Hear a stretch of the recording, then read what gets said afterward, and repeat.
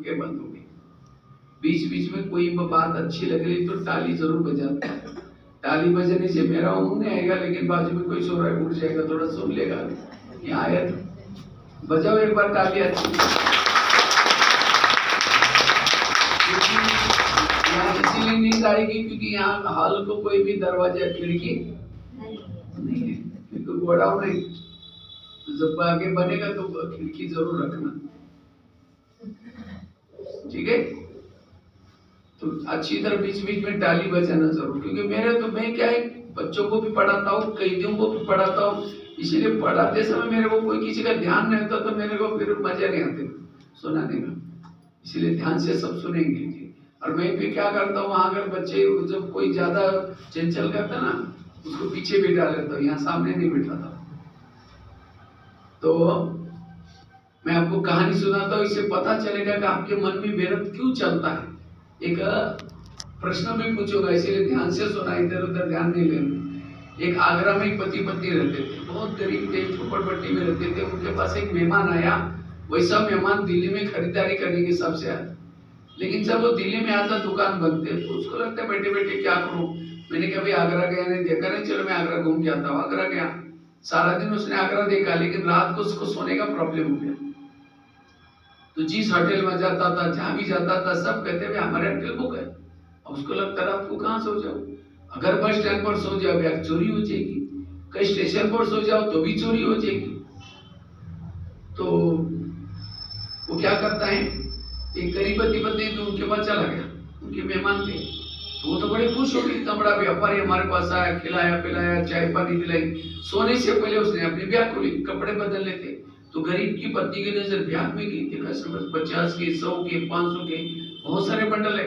उसको लगता है अगर 2-4 बंडल हमको मिल जाए तो हमारी गरीबी क्या हो जाएगी, दूर हो जाए। रात भर नींद नहीं आई, 12-1 बजे बाहर गई, बड़ा सा एक पत्थर लाया, वो पत्थर सीधा उसके सिर में मार दे।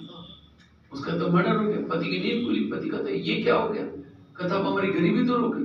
कहा ये बात किसी पुलिस वालों को पता चलेगा, लोगों को पता चलेगा, मैं जेल की सजा। कहते किसी को पता ही नहीं चलने देंगे।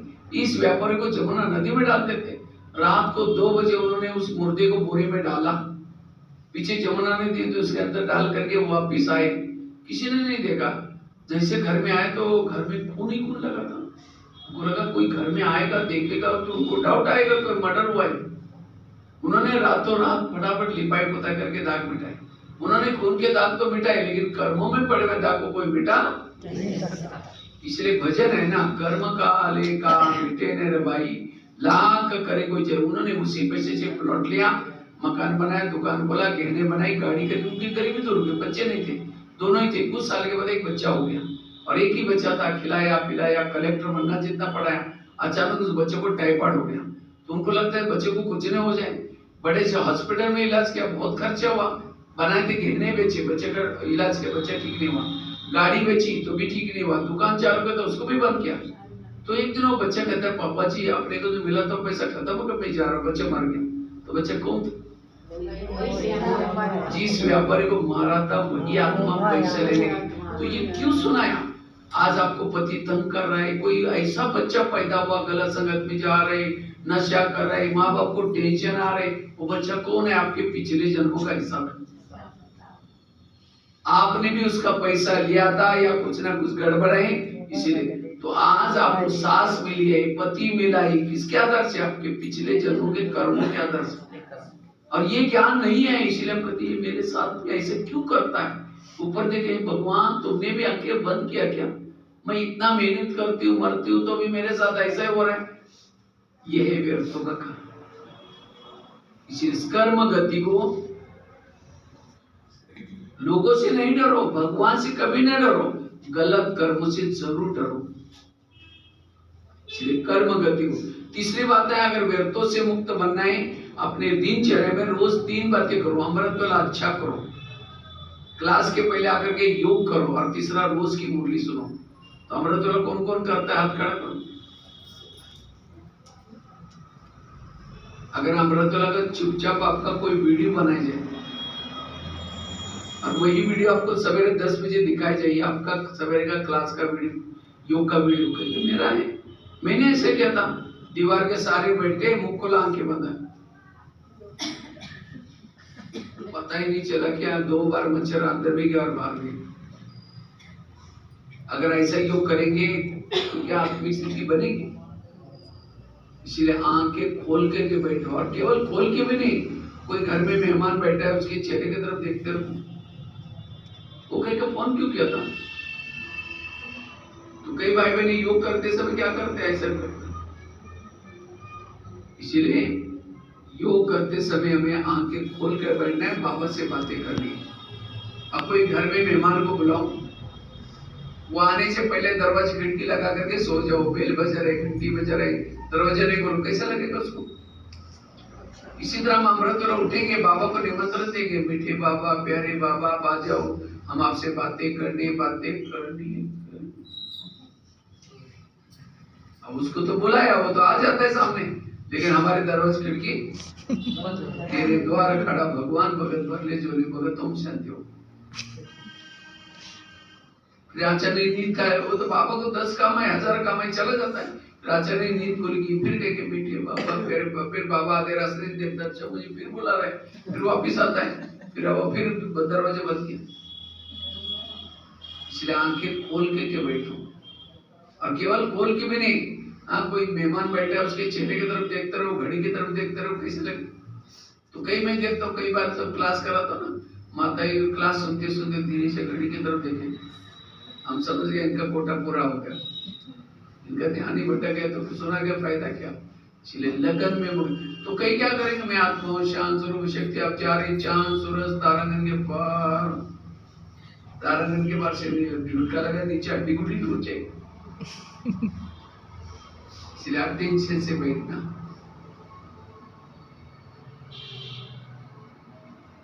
और जितना अमृत, कुमारी ने मुझे क्वेश्चन पूछा, कहते भाई साहब मैं अमृत उठती हूँ, परम धाम में नहीं जाती। हमने कहा क्यों? कहते उसी समय हमारे घर के ऊपर बहुत अंधेरा होता। ये कुमार कहते हैं भाई साहब मैं मेरे अमृत नींद ही नहीं खुलती। हमने कहा क्यों? अलार्म लगाए करो, आजकल मोबाइल में भी अलार्म आते हैं, 4-5 आते हैं। कहते लगाता हूँ, 3-4 लगाता हूँ, तो भी सुनाई नहीं पड़ता। हमने कहा क्यों नहीं सुनाई? कहते मैं सोने के लिए परम धाम में जाता हूँ, और अलार्म मेरा यहाँ पेड़ पर रहता है। इतना लंबा डिस्टेंस।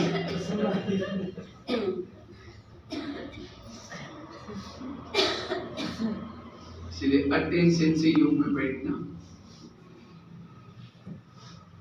जितना योग अटेंशन से करेंगे योग की स्थिति अच्छी बनेगी।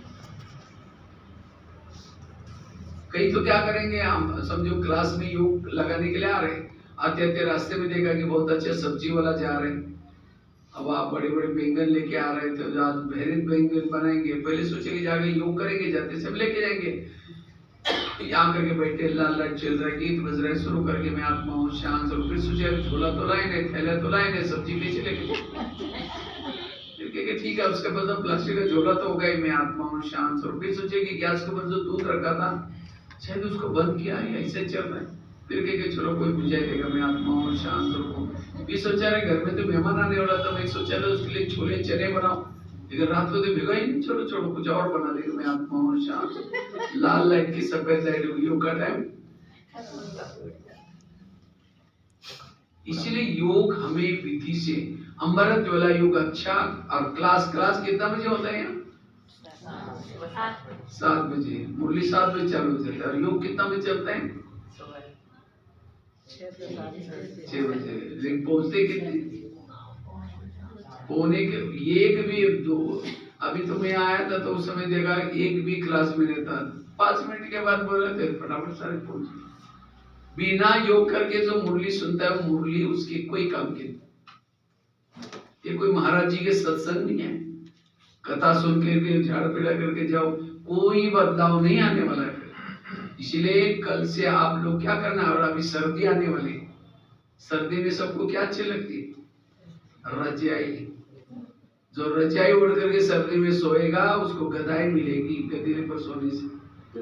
इसलिए सभी को क्या करना है, आज से कल से बिल्कुल आप लोग 6:30 बजे 6 बजे आने की जरूरत नहीं, आधा घंटा सभी को मिलकर के योग लगाना है क्लास के पहले आकर के। जितना क्लास के पहले योग लगाएंगे उतना आपकी सारी समस्या खत्म हो जाएगी। मुरली की धारणा ही होगी। जैसे खेती में चावल को बोते हैं, लगाते हैं, तो पहले क्या करते हैं, उसको खेती को तैयार करते हैं, तैयार करके फिर बाद में डालते हैं। इसी तरह हमें भी ज्ञान का बीज दिमाग में डालना है। पहले क्या करना है, बुद्धि को तैयार करना है, योग करके सुनना है। तो क्लास के पहले सबको आधा घंटा योग। और तीसरा, मुरली कहाँ सुननी है, सेंटर पर। आजकल कईयों को ऑनलाइन में मुरली सुनने की माया लगी है। जो ऑनलाइन से सुनेंगे उनकी पूजा भी ऑनलाइन से हो जाएगी और उनका वर्षा भी ऑनलाइन से ही होगा। एक्चुअली वर्षा नहीं मिलेगा। इसीलिए मैं रोज जो मम्मा ने, बाबा ने, दादियों ने जो सिस्टम बना कर दिया है वही करना है। उसी समय कोरोना काल में चलो समस्या थी, प्रॉब्लम थी, कोई बात नहीं, लेकिन हमें रोज जब तक चांस मिलता है सेंटर पर आने का, यह अमृत सदा मिलने वाला नहीं है। एक समय ऐसा आएगा आप घर से निकल भी नहीं सकेंगे। तो जब तक निकलते वायुमंडल ठीक है, अपनी अवस्था को बनाने के लिए यहाँ आकर के सुनो। जो संगठन में मुरली सुनता है वो सतयुग में जाता है, अकेले मुरली सुनता है वो त्रेतायुग में। त्रेता की सीता क्या करते हैं, रोती भी रहती है, राम को याद भी करते रहते हैं। और सतयुग वाले गोपिका कृष्ण बीच में बांसुरी बजा रहे, चारों तरफ से मस्त महाराज चल रहे, संगठन में बाबा की मुरली चल रहे और मस्त अंदर से मन की डांस हो रहे। इसीलिए रोज संगठन में मुरली सुनना, आधा घंटा योग करके। और उसके लिए बहाने तो बहुत है, कितने भी बहाने मारो, बच्चे स्कूल में जाते हैं, आपकी खुद के अंदर लगन नहीं है। अगर आपकी लगन है, मुरली मुझे मिस नहीं करना, क्लास के पहले योग करना है, बच्चों की स्कूल की शिफ्ट चेंज हो जाएगी। आपकी लगन चाहिए सिर्फ, हमारी लगन नहीं तो माया अलग अलग बहाने लेके आएगी। इसलिए 3 चीजें जो करता है क्लास के पहले, अमृत वाला योग अच्छा, क्लास के पहला का योग, और जो मुरली सुनता है उनकी अवस्था अचल अडोल और अवस्था अच्छी है और उसके मन में कोई भी प्रकार के निगेटिव विचार नहीं आएंगे। ये मुरली सुनने का कितना महत्व है, इसकी एक स्टोरी आपको सुनाता हूँ। एक 2 महिलाएं थी, एक रहती थी 2 मंजिल पर, दूसरी रहती थी नीचे की मंजिल पर। 2 मंजिल वाले क्या करते हैं, रोज अपने घर की खिड़की से पड़ोसी के छत पर देखती है, तो छत पर वो कपड़े सुखाते, उसके कपड़े देकर के पति को बुलाते, कहते इसको कोई अकल नहीं, कितने गंदे कपड़े, कितने मैले कपड़े, जाओ पूछ के आओ। पति कुछ नहीं बोलता, रोज बुला करके कहते जाओ पूछ के आओ। एक दिन जब उसने उसी खिड़की से देखा तो पड़ोसी का कपड़े अच्छे दिखने लगे, फिर पति को बोला कहते इसको आज कैसी अकल आ गई, जाकर के पूछ आओ। पति धीरे से मुस्कुराता कहता है आज सवेरे सवेरे मैंने अपने घर की खिड़की के कांच साफ किए। समझ में ताली नहीं बजे, कैसा पता चला? उनकी खिड़कियां गंदी थी, इसलिए कपड़े कैसे दिखते थे, जब उन्होंने कांच साफ किया तब जाकर के कपड़े भी। इसी तरह जिस दिन सेंटर पर नहीं आएंगे, मुरली नहीं सुनेंगे, योग नहीं लगाएंगे, तो आपकी बुद्धि भी खिड़की कैसी रहेगी, नहीं। और उसी से सारा दिन जिसको भी देखेंगे सब गलत नजर आएगा। फिर कहते उसको सुधरना चाहिए, इसको ऐसा, अरे सुधरना उसको नहीं, सुधरना तुमको चाहिए, तुम्हारी खिड़कियां गंदी थी इसलिए वो गंदा दिखाई पड़ रहा है। जैसा चश्मा पहनोगे वैसे दुनिया दिखती है। इसलिए अपने आप को पॉजिटिव बनो। ये 3 चीजें जरूरी है। क्या क्या बात बताई, पहली बताया ड्रामा को पसंद कर लो, दूसरा बताया कर्मों की कोई गति, तीसरा बताया रोज खिड़कियों को साफ करना, चौथी बात है अगर व्यर्थ संकल्प से मुक्त बनना है, गीता का रामायण का मंत्र पका करो, जो हुआ अच्छा हुआ, जो हो रहा अच्छा, जो होगा वो भी आपके जीवन की हर घटना में कल्याण है। बच्चे ने क्लास गिराया, हाँ गुस्सा करेंगे, तेरे को अक्ल नहीं, तुम कमा के लाओ तो पता चलेगा। ग्लास था 10 रुपए का, गुस्सा करेंगे, हार्ट में प्रॉब्लम आएगा, 10 लाख रुपए का ऑपरेशन करना पड़ेगा। ग्लास भी टूटा, संकल्प नहीं चलो, व्यर्थ नहीं सोचो। एक रामायण की घटना सुनाता हूँ। राम राजा बनने वाला था, लेकिन रात में आकर के मंथरा ने कई के 2-4 उल्टी बातें सुनाई। तुम्हारा बेटा भी तो है, तुम अपने बेटे को छोड़ करके राम को राजा बना रहे। और ये बातें सुन करके राम को राजा बनाने के वजह 14 वर्ष वनवास में भेजा। सीता गई, लक्ष्मण गया, तीनों भी घर से चले गए।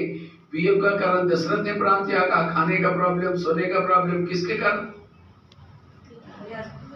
मंत्रा के कारण। तो मंत्रा को जो भी देखेगा उसकी भावना अच्छी चली बुरी चली, मैं खुद सब रामायण देखता था, मंत्रा को देखते, मैं कहता बुढ़िया को उसको नहीं देखना। लेकिन एक दिन मैंने सोचा था, पता चला मंत्रा ने राम के साथ जो किया वो, अगर रात में ना आती तो राम क्या बन जाता? राजा। राजा बनता तो जंगल में नहीं जाता, सीता की चोरी ना होती। अगर सीता की चोरी तो रावण को ना मारता, रावण को ना मारता, राम की महिमा कोई, तो राम की महिमा किसके कारण? मंत्र के कारण। इसी तरह हर एक के घर में आसपास में भगवान ने एक तो मंत्र रखी, और आज हमारा निगेटिव व्यर्थ वही मंत्र है। लेकिन राम के मंत्र ने तो राम का अच्छा क्या, तो आपकी भी मंत्र क्या करने वाली? अच्छा ही करने वाली है। आज तक आपके जीवन में बहुत सारे मंत्र आई, विघ्न डाले, उन्हीं मंत्रों ने आपका अच्छा किया, बुरा किया? अगर वो यहाँ ना आते, वो ना आते तो आप यहाँ ना आते, तो जो हुआ अच्छा। इसलिए कभी निगेटिव नहीं सोचो। राम के जीवन में हनुमान, अंगद, ऋषि मुनि क्यों मिले? मंत्र के कारण। तो आज हमें बाबा मिला, दैवी परिवार मिला, किसके कारण? आज तक के मंत्रों के कारण। इसलिए जो हुआ अच्छा हुआ। लास्ट के पास सुना करके पूरा, क्योंकि मेरे को बोला था 11:30 तक पूरा करना। कितना बजे स्कूल में? 12 से स्टार्ट। तो क्या से कितना दूर है? 10 मिनट। तो फिर तो बंद ही करना पड़ेगा। कोई नहीं, लास्ट बता। हाँ 5 मिनट का। हाँ, इसमें कुछ फोटो ले लो। खड़े हो क्या? आप फोटो ले लो आगे पीछे से। दीनदयाल पीछे से भाई सुनो, दीनदयाल भाई इनका फोन है, दे दो। इनके फोन से ले लो। आप ले लो ना, आप बैठ जाएंगे ना। ले लो। खड़ा नहीं लेना, आड़ा आड़ा। आप बैठो, मैं देखता हूँ फोटो। लास्ट की बात है, निगेटिव को क्या बना दो? किसी ने गाली भी दी, क्या समझो? गाली नहीं दी, मेरे पर गुलाब का फूल डालते। निगेटिव को क्या बना दो? ये बहुत बड़ी कला है। निगेटिव को पॉजिटिव में चेंज करो, बुराई को भी अच्छाई में बदलो। अब सब हंसी दौड़ चिड़ जाएंगे। मन से बोलो बाबा इनका कल्याण करना। आज आप कितनी अच्छी अच्छी बातें सुन के आई, आज तो मेरा दिमाग ही हल्का हो गया। निगेटिव को क्या बना दो? जो निगेटिव को पॉजिटिव में चेंज करता है, उसके अंदर सहन शक्ति आती है। इसलिए वर्तमान समय अपने मन के विचारों को बचाने की जरूरत है। वीडियो नहीं चाहिए, फोटो से वीडियो कोई काम नहीं है। इसलिए पॉजिटिव बनो। वैसे तो बहुत सारी बातें हैं, कभी आप YouTube में डाल करके बीके भगवान भाई लिखो, बहुत सारे क्लासेस मिलेंगे आपको। बीके भगवान भाई डालें।